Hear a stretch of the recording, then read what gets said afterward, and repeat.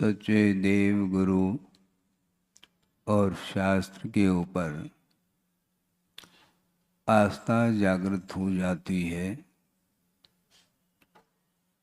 श्रद्धान का परिणाम उत्पन्न होता है तो उसको सम्यक दृष्टि इस प्रकार आगमकारों का कहना है। सम्यक दर्शन के पूर्व में ज्ञान विद्यमान रहता है, क्योंकि वह ज्ञान आत्मा का एक अनन्य गुण हुआ करता है।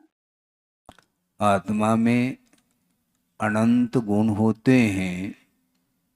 उन अनंत गुणों का अस्तित्व ज्ञान के माध्यम से सामने आता है। प्रत्येक गुण अपने अपने स्वरूप को लिए हुए होते हैं, किंतु ज्ञान गुण एक ऐसा गुण है जो कि अपना और पराया इसका बोध ज्ञान के माध्यम से ही होता है। ज्ञान से शून्य कोई भी जीव नहीं है दुनिया में। पूरे संसार में जितने भी अनंतानंत जीव हैं वे चैतन्य गुण से ही संपन्न हैं, किंतु उस ज्ञान में समीचीनता जो आती है वह आस्था के ऊपर ही निर्धारित है। आस्था के अभाव में अथवा सम्यक दर्शन के अभाव में ज्ञान में विपरीतता बनी हुई रहती है, और जो ही सम्यक दर्शन को उत्पन्न कर लेता है तो ज्ञान में अपने आप समीचीनता देखने को मिलती है। लेकिन एक विशेष बात यह है, सम्यक दर्शन सम्यक ज्ञान से संपन्न होने के उपरांत भी वह आचरण से संपन्न हो अनिवार्य नहीं है। जिसको सिद्धांत की अपेक्षा से सोचते हैं, अविरत सम्यक दृष्टि उसकी संज्ञा है। सम्यक दर्शन है किंतु साथ साथ अविरति है, यानी पाप का त्याग नहीं किया है। इसके उपरांत भी वह सम्यक दृष्टि घोषित हो रहा है। अर्थ यह है कि आचरण में समीचीनता लाने के लिए आस्था और ज्ञान होना भी आवश्यक है, किंतु आस्था और ज्ञान से युक्त होने के उपरांत भी ये जरूरी नहीं है, अनिवार्य नहीं है कि वह मोक्ष पथ पर आरूढ़ हो। हे को हे के रूप में स्वीकार कर रहा है, उपादेय को उपादेय के रूप में स्वीकार करना अलग वस्तु, किंतु प्रयोगात्मक जो जीवन होता है वह आचरण का रूप ले लेता है। आचरण के बिना उसका वह स्वरूप सामने नहीं आता, और इसको लेकर के बहुत सारा विषय आगम में वर्णित हैं। हम क्रम क्रम से यथा समय आपके सामने विषय रखेंगे। आज एक बहुत महत्वपूर्ण विषय आपके सामने रखा जा रहा है, और आचार्य ज्ञान सागर जी महाराज बैठे हैं और बगल में गुरुदेव भी बैठे थे, और उन्होंने ही इस प्रसंग को सामने रखा था हम लोगों के सामने। उसको आपके सामने मैं रख रहा हूं। हमें ज्यादा श्रम करने की आवश्यकता नहीं पड़ती, किंतु गुरुदेव ने जो दिया है उसी को हमें सामने रखना है। अपने तरफ से कोई भी उसमें नमक मिर्च वगैरह हम नहीं लगाते हैं। हाँ, क्योंकि ये सिद्धांत है ज्ञान उसी को बोलते हैं उसमें न न्यूनता रहती है और न अतिरिक्तता रहती है, उसका नाम यथार्थ ज्ञान माना जाता है। इसलिए गुरुदेव ने आगम के आधार से जो उन्होंने अध्ययन किया है उसको हम लोगों के सामने रखा है। और प्रसंग ये था कि आचार्य ज्ञान सागर जी महाराज के सामने एक विद्वान ने अपनी जिज्ञासा के तौर पर बात रखी कि महाराज, जैसे पहले भी एक प्रसंग आपके सामने सुनाया था, उसी प्रकार का एक प्रसंग कि महाराज आपकी अवधारणा क्या है किस विषय में। तो उन्होंने विद्वान ने कहा कि महाराज सम्यक दृष्टि अविरत अवस्था में भी रहता है, गृहस्थ अवस्था में सम्यक दर्शन को उपलब्ध कर लेता है, किंतु वह असंयम की भूमिका में जी रहा है। अभी उसके पास न अनुव्रत आया है न महाव्रत की कोई बात है। दोनों प्रकार के आचरण से जो रहित है उसको आगम ग्रंथों ने अविरत सम्यक दृष्टि घोषित किया है। इसलिए हमारी यह जिज्ञासा है कि आपकी धारणा क्या है, अवधारणा क्या है, किस विषय को लेकर के पूछा गया। तो विद्वान ने ये कहा कि महाराज अविरत सम्यक दृष्टि मध्य मधु मांस का सेवन कर सकता है क्या? आप सुन रहे हैं? विद्वान भी बैठे हैं सामने। हाँ, उन्हीं को मैं एक निमित्त बना करके पूरी सभा के लिए हम विषय रखना चाहते हैं। बहुत ये मार्मिक प्रश्न है कि अविरत सम्यक दृष्टि है जिसके पास न स्थूल रूप से पाप का त्याग है न सूक्ष्म रूप से पाप का उसने त्याग किया है। तो ऐसे दृष्टि, ऐसी स्थिति में क्या वह अविरत अवस्था में रह करके असंयम की भूमिका में मध्य मधु मांस का सेवन कर सकता है क्या? तो आचार्य ज्ञान सागर जी महाराज ने कहा इस विषय को मैं बाद में स्पष्ट करूंगा, इसके स्पष्टीकरण के पूर्व में आपकी क्या अवधारणा है वह सामने आ जाए तो ज्यादा अच्छा है। महाराज मेरी अवधारणा तो बिल्कुल पक्की है और आगामी ही बता रहा है कि अविरत सम्यक दृष्टि है। जिसने तिल तुच्छ मात्र भी पाप का त्याग नहीं किया है उसको अविरति कहा है। तो ऐसी स्थिति में अविरत सम्यक दृष्टि के लिए मध्य मधु मांस के त्याग करने की क्या आवश्यकता है? आप समझ रहे हैं? किंतु गुरुदेव ने, आचार्य ज्ञान सागर जी महाराज ने बहुत सटीक उत्तर दिया है और बिल्कुल आगम के अनुरूप दिया है। वह ये है कि त्याग किसका होता है?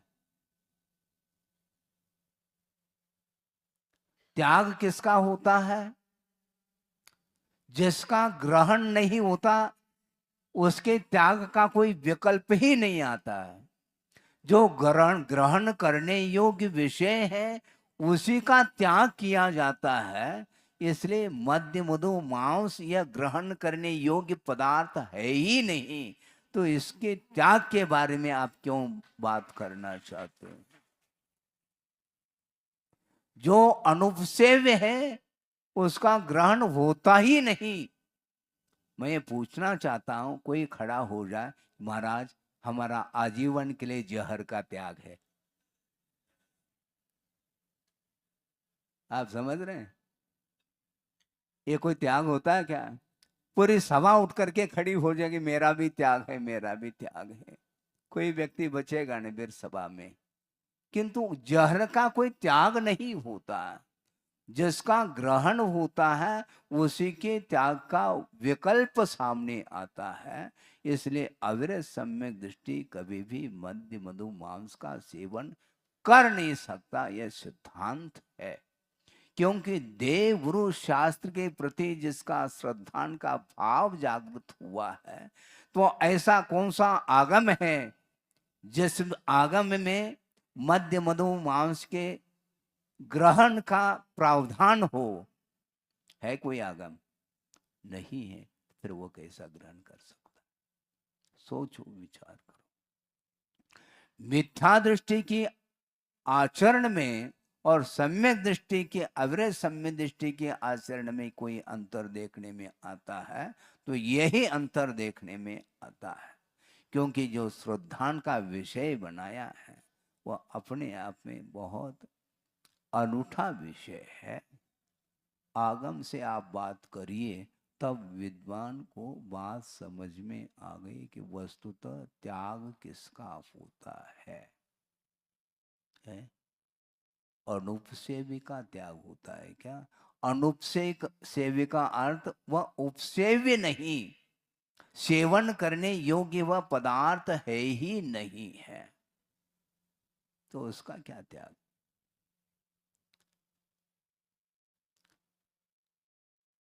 दूध का त्याग होता है क्या? नहीं होता है। लेकिन ध्यान रखो, दूध का भी ग्रहण नहीं होता। कौन सा? अकौआ का दूध। अकौआ आप जानते हैं? हाँ, उससे भी दूध निकलता है, लेकिन वह जहर है बंधुओं, ये ध्यान रखो। कहने के लिए उसका वर्ण भी सफेद है और वह, उसकी संज्ञा भी दूध ही है, उसको भी दूध ही बोलते हैं। किंतु कौन सा दूध ग्रहण करने योग्य है? कौन सा भक्ष्य है? अभक्ष्य का सेवन नहीं होता, इसलिए उसके त्याग का कोई प्रश्न ही नहीं उठता। हाँ, इसको बोलते हैं वस्तुतः सिद्धांत की दृष्टि से वह अविरति है, असंयमी है। किंतु असंयमी होने के उपरांत भी कुंद कुंद देवे कहना चाह रहे हैं कि उसका जो आचरण है वह सम्यक्त्वाचरण चारित्र के रूप में आता है सामने। सम्यक्त्व के अनुरूप उसका आचरण चल रहा है। पाप का त्याग किए बिना सम्यक दर्शन की जो रक्षा होती है वह मद्य मधु मांस के सेवन के बिना वह आचरण करता है। 8 अंगों के आचरण के रूप में उसका आचरण सम्यक्ताचरण रूप पाता है। सोचो, विचार करो। आचार्य समंतभद्र स्वामी ने चारित्र के 2 भेद किए हैं। चरणम है, सकलम विकलम चरणम। एक सकल चारित्र है और एक विकल चारित्र है, जिसको बोलते हैं सकल चारित्र का अर्थ महाव्रत के रूप में और विकल चारित्र का अर्थ अनुव्रत के रूप में। किंतु इन दोनों से भिन्न जो आचरण है वह सम्यक्त्वाचरण चारित्र माना जाता है। आप सोचो, विचार करो। वस्तुतः वर्तमान में स्वाध्याय तो चलता है किंतु आगम के अनुरूप धारणा नहीं बना पाते हैं। विद्वान होने के उपरांत भी उनकी दृष्टि इस ओर नहीं जा पा रही थी। फिर बाद में उन्होंने हाथ जोड़ करके कहा कि महाराज, हमारी दृष्टि अभी तक नहीं गई थी। तो आप तो विद्वान हो और विद्वान की दृष्टि न जाए तो आम जनता की दृष्टि कैसे जा पाएगी?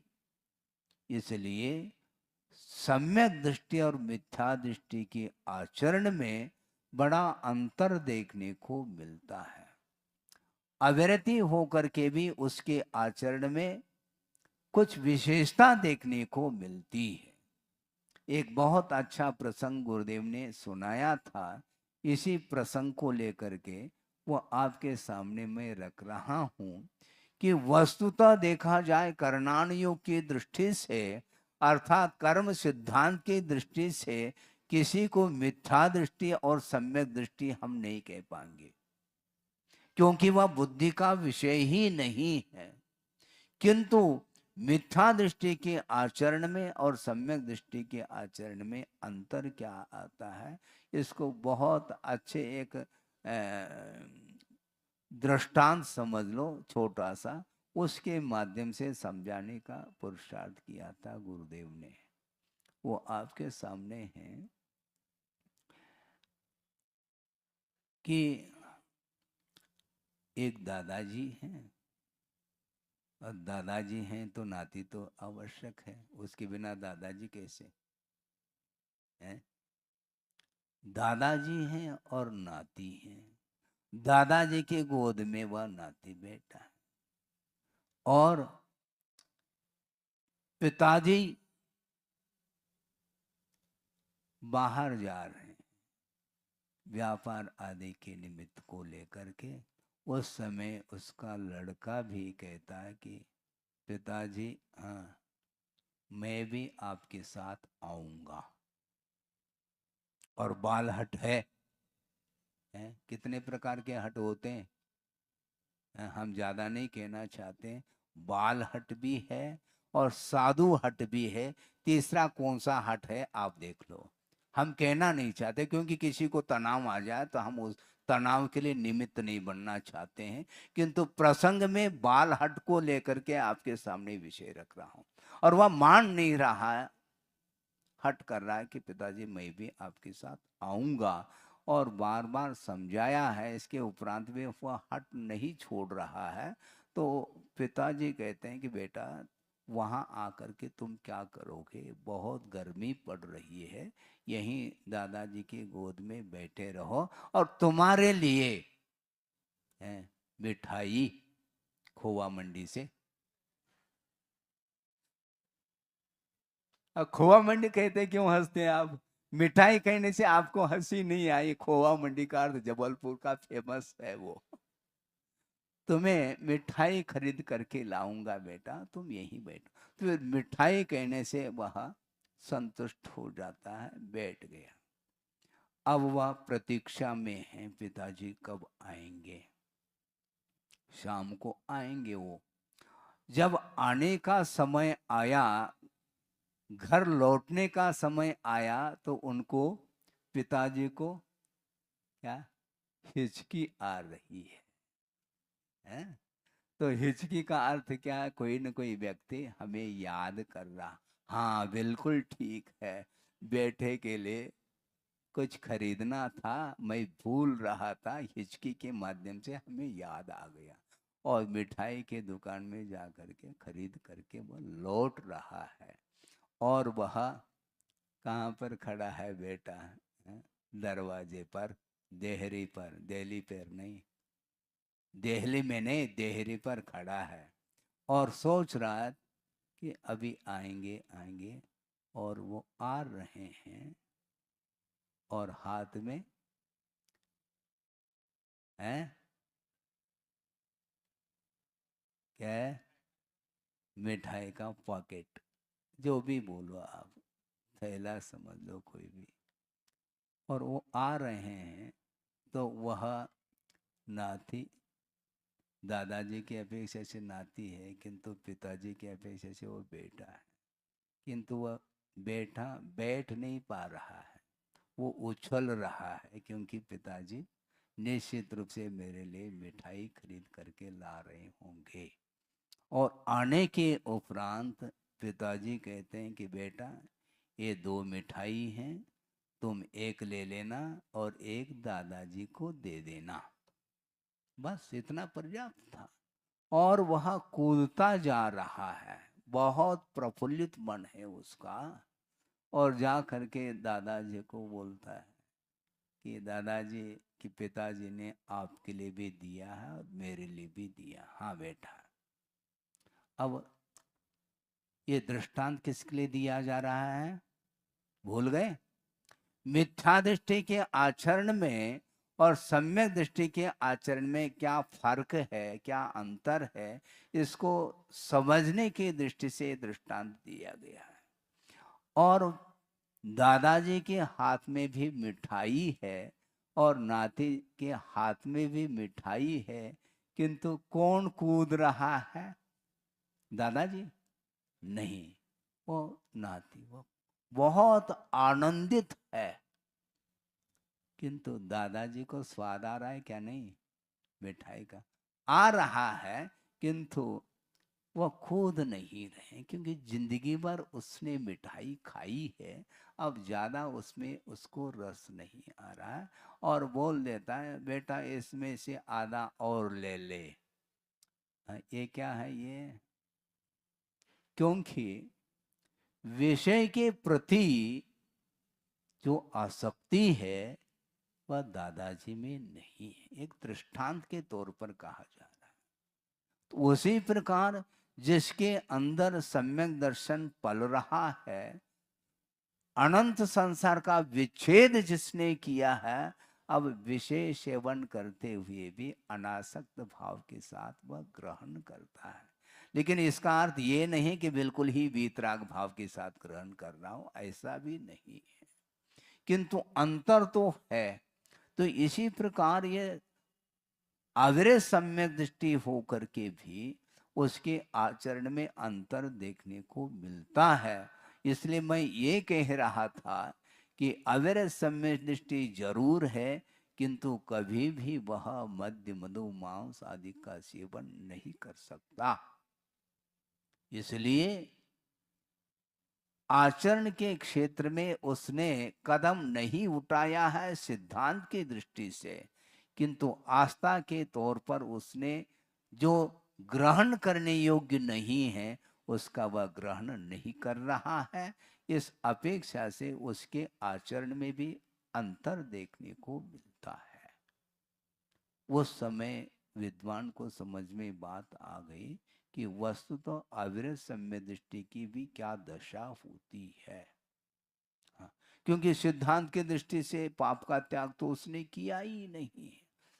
बुद्धि पूर्वक ग्रहण करने योग्य जो विषय हैं उनका परित्याग किया जाता है। उसके प्रति जो मोह ममत्व भाव है उसको कम करने का जो पुरुषार्थ करता है, उस समय चारित्र आ जाता है। इसलिए आचार्य समंत भद्र स्वामी ने भी एक श्लोक दिया है, मोह तिमिराप हरणे, मोह तिमिराप हरणे दर्शन लाभात अवाप्त संज्ञान राग द्वेष निवृत्त्यै चरणम प्रतिपद्यते साधु। साधु का अर्थ यहाँ पर श्रमण नहीं, किंतु जो भव्य सज्जन पुरुष है वो क्या करता है, मोह रूपी अंधकार का अभाव हो जाता है तो जिसे सम्यक दर्शन का लाभ हुआ है, और सम्यक दर्शन के लाभ होने के कारण जिसके पास सम्यक ज्ञान प्राप्त हुआ है, किंतु वह आगे क्या करना चाहता है, राग द्वेष निवृत्ति, राग द्वेष की निवृत्ति के लिए चरणम प्रतिपद्यते, चारित्र को वह स्वीकार करता है। राग द्वेष को समाप्त करने के लिए चारित्र को अंगीकार किया जाता है। चारित्र अंगीकार करने के पूर्व में राग द्वेष का अभाव नहीं होता है। महाराज इसको बहुत क्रोध आ रहा है, इसको समझाओ महाराज, ये आप ही का लड़का है। अरे हमारे सामने रखो ना, फिर हमारा है तो क्यों ले जा रहे, आपको क्यों? महाराज आपका ही है, इसको समझाओ, जो मेरा है तो रखो। किंतु व्यवहार में कहने में आता निश्चय से वह खुद का ही है लड़का। वो कहता है कि महाराज इसको समझाओ, बहुत क्रोध करता है, मानता नहीं है। यदि वहीं पर क्रोध वहीं पर समाप्त हो जाए, फिर यहां आने की क्या आवश्यकता है? राग द्वेष आदि भाव कभी भी घर में समाप्त नहीं होंगे, और समाप्त करने के लिए ही चारित्र को अंगीकार किया जाता है, वह करता है। इसलिए चाहे वह अनुव्रत हो चाहे महाव्रत हो, अपने शक्ति के अनुरूप चारित्र के क्षेत्र में वह आगे बढ़ता है और बढ़ना चाहिए। हाँ, छोड़ने की बात आती है तो पौष के महीने में भी पसीना आता है? जेठ के महीने में तो आ ही रहा है, वो तो प्रकृति की वजह से आ रहा है। किंतु जब त्याग की बात आती है तो पसीना आता है, और आस्था की बात आती है तो उसमें पसीना नहीं, क्योंकि इसमें कोई त्याग होता नहीं। किंतु आचार्य कहते हैं कि पसीना क्यों आ रहा है? जब तुमने श्रद्धान ही कर लिया है, विषय हमारे लिए ग्रहण करने योग्य नहीं है, तो आज नहीं कल मुझे उसका त्याग करना ही है। हाँ? भले आज ना करो, किंतु सम्यक दर्शन एक बार जिसको प्राप्त हो जाता है तो उसका संसार का अनंत जो संसार है उसका विच्छेद हो जाता है। एक बार सम्यक दर्शन जिसने प्राप्त कर लिया, उसका संसार में रहने का काल कितना है, तो आगमकारों का कहना है अर्ध पुद्गल परिवर्तन प्रमाण काल उसका शेष रह जाता है संसार में रहने का। निश्चित रूप से उसके भीतर उसको मोक्ष होना है। महाराज जी, अर्ध पुद्गल परिवर्तन क्या वस्तु है, साथ साथ समझाओ तो और अच्छा है, क्योंकि मध्याह्न में हम लोग नहीं आ पाते तत्व चर्चा में, आज ही उसका अर्थ समझ में आ जाए। अर्धपुद्गल परिवर्तन का काल जो है बहुत लंबा चौड़ा काल है, उसको समझाना बहुत कठिन सिद्ध होता है। किंतु जिस अर्धपुद्गल परिवर्तन के काल के भीतर असंख्यात 24 व्यतीत हो जाती है, जिसका नाम अर्धपुद्गल परिवर्तन काल कहा है। अब सोचो, एक बार जिसने सम्यक को ग्रहण कर लिया तो उसका संसार में रहने का अधिकतम काल अर्धपुद्गल परिवर्तन, उसके बाद निश्चित रूप से वह मुक्त होगा। और जिसने सम्यक दर्शन अभी तक प्राप्त नहीं किया उसका कितना काल है, वो अनंत काल है। हाँ, अनंत काल व्यतीत ऐसे भी संसार में जीव हैं, अनंतानंत हैं वो भी, जिसने अभी तक एक बार भी सम्यक को उपलब्ध नहीं किया, मिथ्यात्व के साथ ही उसका जीवन चल रहा है, उसको अनादि मिथ्या दृष्टि की संज्ञा प्राप्त है। सुन रहे हैं आप? उसको अनादि मिथ्या दृष्टि, यानी मिथ्यात्व की शुरुआत नहीं हुई, अनंत काल से वह मिथ्यात्व के साथ ही जीवन जी रहा है। और जिसने एक बार सम्यक को उपलब्ध कर लिया और पुनः मिथ्यात्व में भी चला जाता है तो उसको साधी मिथ्या दृष्टि की संज्ञा प्राप्त है। इसलिए सम्यक दृष्टि कौन है, मिथ्या दृष्टि कौन है, इसको करणान युग की दृष्टि से अथवा सिद्धांत कर्म सिद्धांत की दृष्टि से पकड़ना कठिन है, किंतु आचरण के अपेक्षा से अथवा चरणान योग की पद्धति से सम्यक दृष्टि और मिथ्या दृष्टि का एक भेद किया जा सकता और किया गया है। ग्रहित मिथ्यात्व का अभाव हो गया तो मान लो उसको हम सम्यक दृष्टि कह सकते हैं। एकेंद्र से लेकर के असंगी पंचेंद्रिय तक सारे सारे मिथ्या दृष्टि ही होते हैं, किंतु चतुर्गति में जो संगी पंचेंद्रीय मिथ्या दृष्टि है और सम्यक दृष्टि भी होते हैं, तो उनके आचरण में अंतर आ जाता है। उस अपेक्षा से उसको सम्यक दृष्टि ऐसा कहा गया है। अपने सम्यक दर्शन को सुरक्षित रखना है तो अपने को क्या करना है, इसको समझना है। सम्यक दर्शन बहुत जल्दी छूट भी सकता है। क्षायिक सम्यक को प्राप्त कर लिया तो कभी भी छूटेगा नहीं। और क्षायिक सम्यक दृष्टि का संसार में रहने का काल कितना है, अधिकतम 4 भव। इसके लिए अर्धपुद्गल परिवर्तन काल नहीं, क्योंकि क्षायिक सम्यक दर्शन उसको बोलते हैं, सम्यक दर्शन के जो प्रतिपक्षी कर्म हैं उसका पूर्णता जिसने क्षय कर लिया है, समाप्त कर लिया, वह क्षायिक सम्यक दृष्टि माना जाता है। वह कभी छूटेगा नहीं। और उसके संसार में रहने का यदि अधिकतम काल है तो 4 ही भव है। और 4 भव जो बनते हैं वह भोग भूमि की अपेक्षा से बनते हैं। मिथ्यात्व के साथ जिसने मनुष्य आयु का अथवा तिरंच आयु का बंद कर लिया है, फिर बाद में जिसने सम्यक दर्शन प्राप्त कर लिया तो वह भोग भूमि का मनुष्य अथवा तिरंच बनता है।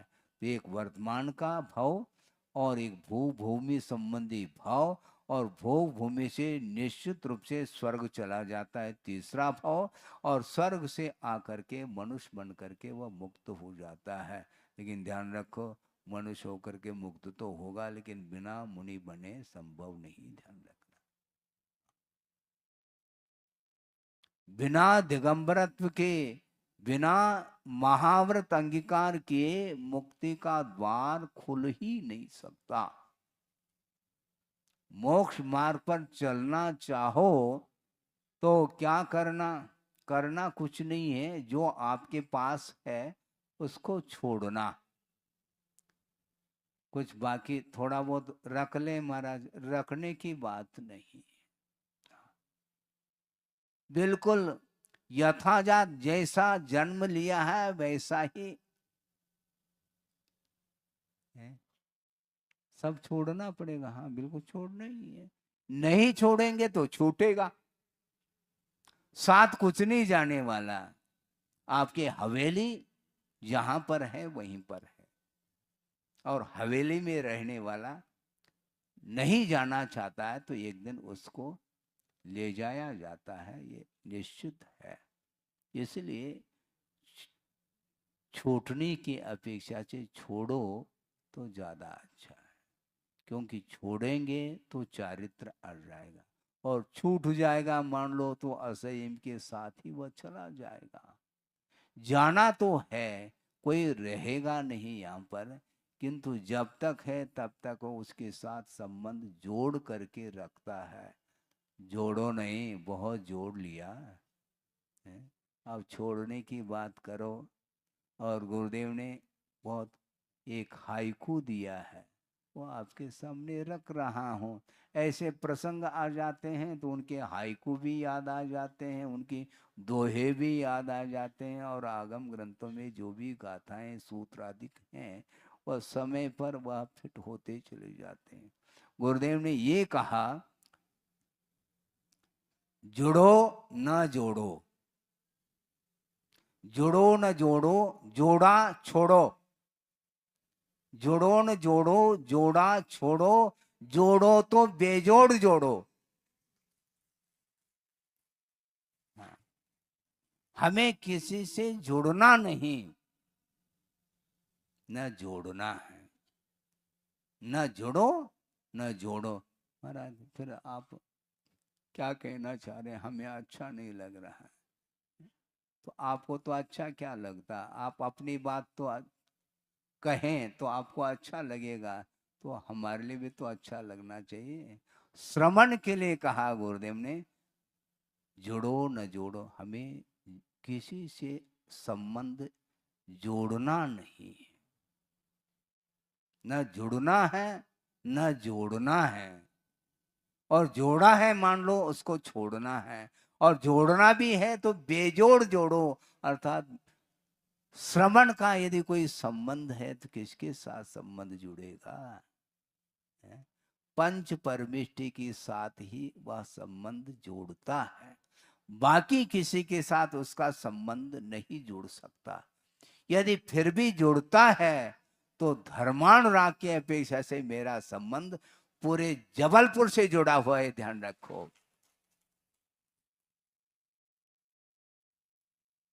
क्योंकि वह धर्मानुराग का वह संबंध माना जाता है, विषयानुराग के साथ मेरा कोई भी संबंध नहीं रहेगा, ये ध्यान रखे। विहार कर रहे थे एक बार, और प्रसंग आ गया, सुना रहा हूं। और श्रावक लोग भी साथ में चल रहे थे। महाराज इधर भी तो दृष्टि रखो, किधर? महाराज ये हमारी फैक्ट्री है, आशीर्वाद दे दो। हमने कहा उसने नमस्तु किया क्या फैक्ट्री ने? बोलो। तुम्हारे लिए तो फिर भी आशीर्वाद मैं दे सकता हूं, किंतु फैक्ट्री के निमित्त को लेकर के नहीं। महाराज ये फैक्ट्री है, आशीर्वाद तो दे दो।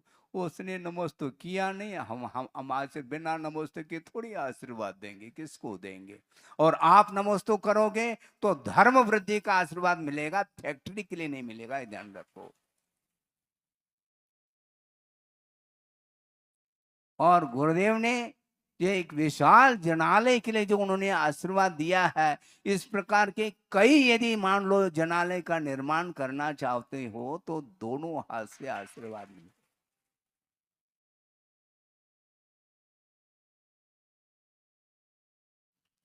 जिस किसी के लिए आशीर्वाद दिया नहीं जा सकता, ये ध्यान रखें। धर्म वृद्धि का आशीर्वाद, संसार के विकास का आशीर्वाद हम नहीं दे पाएंगे, स्वप्न में भी ध्यान रखो। क्या हुआ? दोनों बातें कही। हम आपसे संबंध रखेंगे किंतु वैश्विक संबंध नहीं, विषय के साथ आपके साथ हमारा कोई तालमेल नहीं है। धर्मानुराग की अपेक्षा से 1 घंटा नहीं कई घंटा दे सकता हूं और देने की आज्ञा है। इसलिए धर्म की आराधना आप लोग भी करते हैं और श्रवण भी करता है। श्रवण का कर्तव्य अलग है और श्रावक का कर्तव्य अलग हुआ करता है। कर्तव्य का बोध देने के लिए कहा है, आप अपने कर्तव्य से विमुख नहीं होना। जिस प्रकार आप घर में रह करके परिवार का पालन पोषण करने का दायित्व जिस प्रकार आपका है कर्तव्य की दृष्टि से, उसी प्रकार सामाजिक भी कुछ कार्य हुआ करते हैं, उसका भी दायित्व आपके कंधों पर ही है। हाँ, देश का भी हित किया जा सकता है, राष्ट्र का हित किया जा सकता है, समाज का हित किया जा सकता है, परिवार का भी हित किया जा सकता है और आत्मा का भी हित किया जा सकता है। तो आत्मा का हित श्रवण लोग कर रहे हैं, किंतु कोई व्यक्ति धर्म की आराधना अपनी शक्ति के अनुरूप करना चाहता है, उसके लिए भी समय देते हैं वो हैं, लेकिन ज्यादा नहीं देते।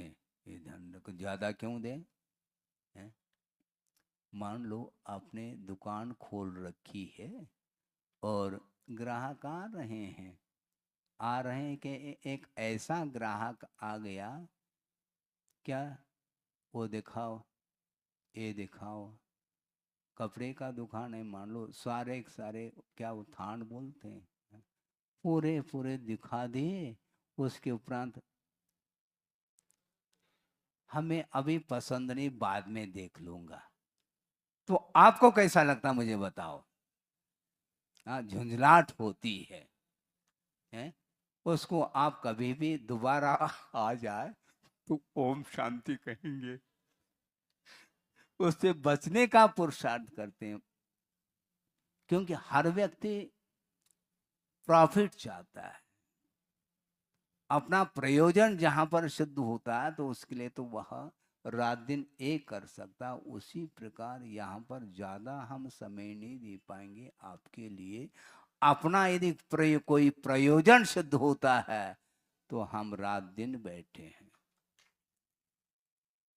हाँ। प्रयोजन से हट करके कोई भी आप कोई प्रसंग लेकर के आएंगे तो हम बहुत सोच विचार करके उस केस को ले पाएंगे। बिल्कुल ठीक है, क्योंकि गृहस्थ है, आपका जीवन तो चलता रहता है और आज बहुत हम उलझन में हैं। उलझन में है तो प्रवेश क्यों किया? प्रवेश करते समय ध्यान नहीं रखा, फिर बाद में उलझन आती है, फिर बाद में आ जाते हैं अपने पास। अब अब क्या करोगे? हैं? उसको क्या बोलते हैं? अब पछताओ तो का होत, चिड़िया चुग गई खेत। हाँ, शादी करने के पहले, संबंध करने के पहले सोचते, उस समय बार बार समझाने के उपरांत भी बात समझ में नहीं आ रही थी, और अब बिना समझाए बात समझ में आ रही है, क्योंकि परेशानी का अनुभव होने लगा। उलझन जब सामने आ गए, महाराज सुलझाओ भगवान, ये भजन लागू हो जाता। आप कहाँ तक सुलझाएंगे? हम सुलझा नहीं पाएंगे। फिर भी आपका कर्तव्य है वहाँ पर रह करके अपने कर्तव्य को पूर्ण करिए। और गृहस्थ आश्रम में प्रवेश किया है तो उस दायित्व का निर्वाह करते हुए धर्म को कभी भी भूलना नहीं चाहिए। 1% भी यदि आप धर्म करेंगे तो निश्चित रूप से वह आगे विकास के लिए कारण सिद्ध होता है। ऐसे ऐसे प्रसंग आए हैं आगम ग्रंथों में, प्रमाण युग आदिक में, उसको देख करके विस्मय होगा आपको। एक धीवर है मछुआरा, और धर्म सभा लगी है, देशना दे रहे हैं, और उस देशना को सुन करके अपने अपने क्षमता को लेकर के कई लोग, कई श्रावक व्रत नियम इत्यादि लेकर के जा रहे हैं, और उस धर्म सभा में वह मछुआरा भी बैठा है। अब उसका नंबर आता है, वो हाथ जोड़ करके खड़ा है, भगवान मैं क्या छोड़ सकता हूँ, मेरे लिए छोड़ने के लिए कुछ भी नहीं है। तुम क्या करते हो महाराज? आप देख रहे हैं, और कोई भी मेरे पास धंधा नहीं है, कोई व्यापार नहीं है, हम जीवन व्यापन करते हैं केवल मछुआरा, मछली पकड़ करके उसके माध्यम से हमारा जीवन चल रहा है, इसलिए मैं क्या छोड़ सकता हूँ। तो गुरुदेव ने कहा क्यों नहीं छोड़ सकते? मैं क्या छोड़ सकता हूँ महाराज? तुम पहले मछली छोड़ो महाराज, ये तो हो जाएगा, बस बैठ जाओ, इतने में तुम्हारा कल्याण हो जाएगा, ये ध्यान रखो। आप तर्क कर सकते, ये भी कोई त्याग है क्या? है? महाराज ने पहले मछली छोड़ने का उपदेश दिया, अन्य मछलियों का ग्रहण करने का उपदेश दिया क्या? नहीं, अन्य मछलियों के ग्रहण का उपदेश नहीं, किंतु एक मछली का त्याग का उपदेश दिया है, ये ध्यान रखो, तर्क मत करो। और एक मछली उसने छोड़ दी, पहली मछली, और संयोग की बात है वह बार बार जाल बिछाता है तो एक ही मछली आ रही है। पहली बार वह मछली आ जाती है बहुत बड़ी, अब संकल्प है, प्रतिज्ञा ली है, और उस प्रतिज्ञा को खंडित नहीं करेंगे हम। और वो सोचता है कि अब दोबारा यही मछली आएगी मान लो तो क्या पहचान फूकी। पहचान के लिए उसने क्या, चिंदी बोलते हैं, एक छोटा सा कपड़ा, कोई सूतली वगैरह, उसको बांध दी और छोड़ दिया, और जाल बिछाया तो पुनः वही मछली आ गई। बार बार बार बार वही मछली आ रही। अंत तो गत्वा उसने सोचा प्राण चले जाएं किंतु मैं इस व्रत को खंडित नहीं होने दूंगा। और वह खाली हाथ लौट रहा है, और मकान, घर के दरवाजे बंद हैं, और भीतर परिवार है, वो बाहर से खटखटा रहा है, और भीतर से आवाज आती है हम नहीं खोलेंगे दरवाजा, ध्यान रखो, तुम्हें कोई चिंता नहीं परिवार के बाल बच्चों की, सुबह से लेकर के शाम तक हम यहाँ पर बिना भोजन किए बैठे हैं, तुम्हें कोई चिंता ही नहीं, हम दरवाजा नहीं खोलते। ठीक है। और वह बाहर ही रात व्यतीत कर रहा है, दरवाजे में, आंगन में। और संयोग की बात है, रात में एक सर्प ने उसको काट लिया और अवसान हुआ। प्राण चले गए, किंतु प्रतिज्ञा के साथ उसने प्राण छोड़े हैं और वह स्वर्ग में उत्पन्न हो गया। आप धर्म की बात करते हैं, चर्चा करते हैं, आप आचरण की बात करते हैं। संकल्प में इतनी शक्ति है, ऐसे जीव ही उत्थान को प्राप्त होते हैं। अज्ञान दशा में पतन जरूर हो जाता है, किंतु हमेशा अज्ञान भाव रहता नहीं। कभी न कहीं वह अज्ञान समाप्त हो जाता है, कोई न कोई निमित्त मिल जाते हैं और उसके माध्यम से उत्थान का वह समय आ जाता है और वह स्वर्ग पहुंच गया है। सोचो, विचार करो।